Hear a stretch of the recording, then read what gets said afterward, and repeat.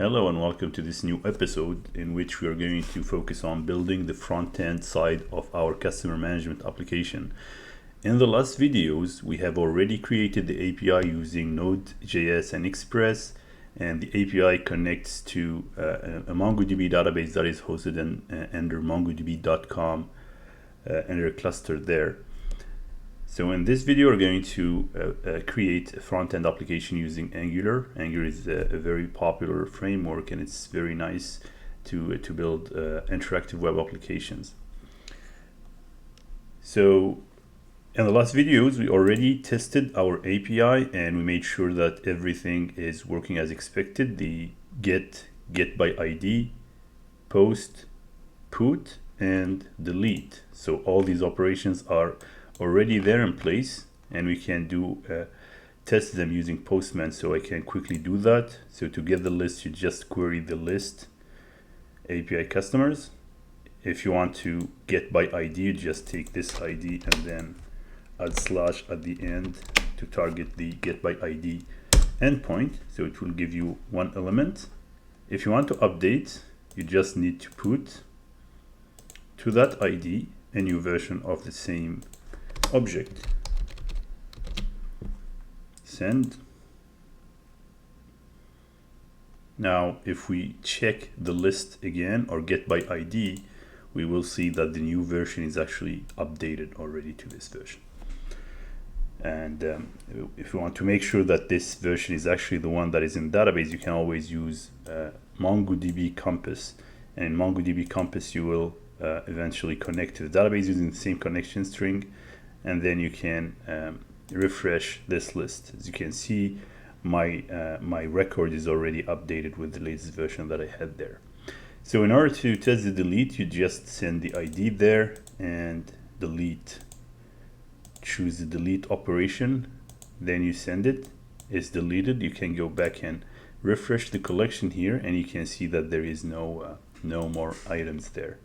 You can always post a new version or a new entry just for the sake of testing. I'll just remove the updated flag from here, and that's it. So I think I have to remove this because it's not posting correctly.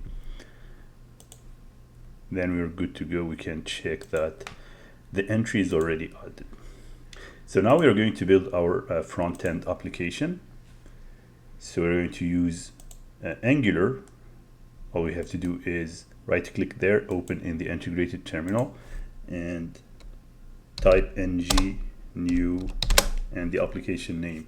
Since I'm already in the front end, so I just will create an application called frontend. So ng new frontend, so that my application files will be put under frontend folder.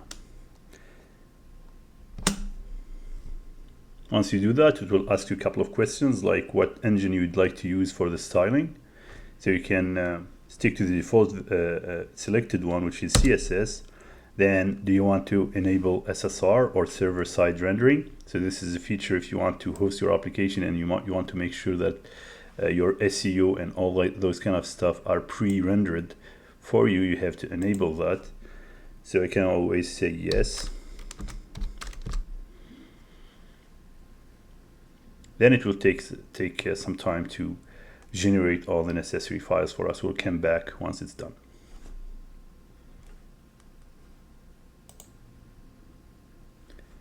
Okay, so it's done configuring our application, and we can check that all the files of our front-end application or Angular applications are already there. And it creates some files for us, or some configuration files that we probably will not need to modify. All our work will happen under src app, and we have a default component, which is the home component or the app component, and we'll see it once we run. So to run the application, all you need to do is you go to the front end and then npm start. It's going to serve the application, and it will give you a link once it's done. So this is the link that you're going to use to access your new application. So as you can see, here is our server, and it's already running. and this is our front end, which is already running under a different port. So now we have this default view from Angular, and we can always optimize or remove that. So for us, we're going to remove all these things from here. We don't need them, and we'll just keep the router outlet so that all our components will be hosted here, but I don't care about the rest. It's useless information there. So once you save and it will refresh, there is nothing here. So you can always add your title or anything you want here. Let's say I'd like to put some titles here, so I put customer management.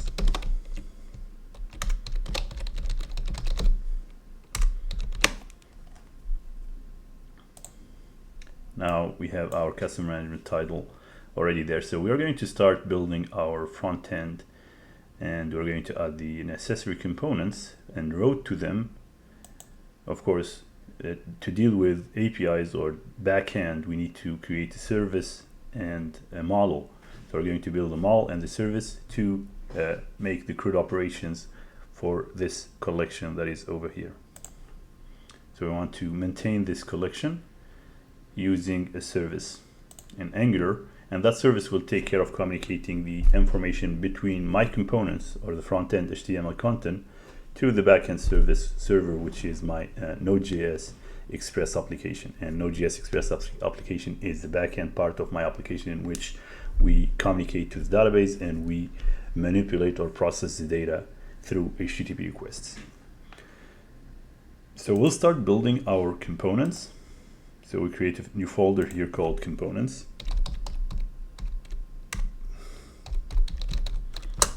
And we will create another folder called services to host our services, and another folder to host our models.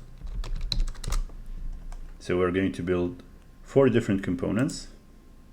So we're going just to open this in the integration terminal, and we're going to generate our components. So the first component would be ng generate component, and it's going to be customer list.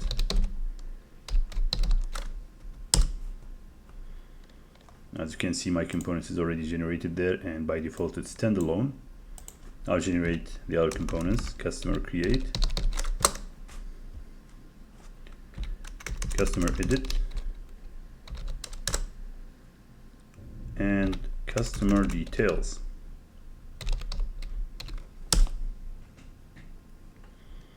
Now we need to route to these components. So our default component will be the list, which is this one here, and then the other components will be used in create. When we create, we just say /create, and when we want to edit, we say /edit/ the ID. So here, when we say just this, it should show the list of customers. Then when we say create, it should show the creation form. When we edit with ID, it should show the edit form. And then when we say details with ID, it should show the details component. So to do that, we need to configure the routes to our application. So we are going to just go to routes or app.routes, and that's where we introduce our routes. So path, the default path is nothing, and we'd like to route to component, which is customer list. And second path would be the create, and this will route us to the creation or the component that create customers, in which we are going to have a form, customer create component, and so on. So we're going to do same thing for the edit and the details. So edit, we need to submit an ID. Of course, we are editing an entity, so we need to know the ID of that entity. We need to have this to parameterize our route. So whatever I send after the edit here, let's say my ID here is whatever I send will be picked up and set to that ID element. I can name it whatever I want, but for simplicity, I named it as ID so that I receive that in my edit component. And this will route to the edit component, And finally, we're going to have the details. Of course, we have to have an ID so that we show the details of a given customer ID, and that's going to be my details component to be routed there. So now, once we finish that, we can check our application and can see that customer list works, customer edit works, then create, customer create works, and then by default we have a list. Of course, we can test the details.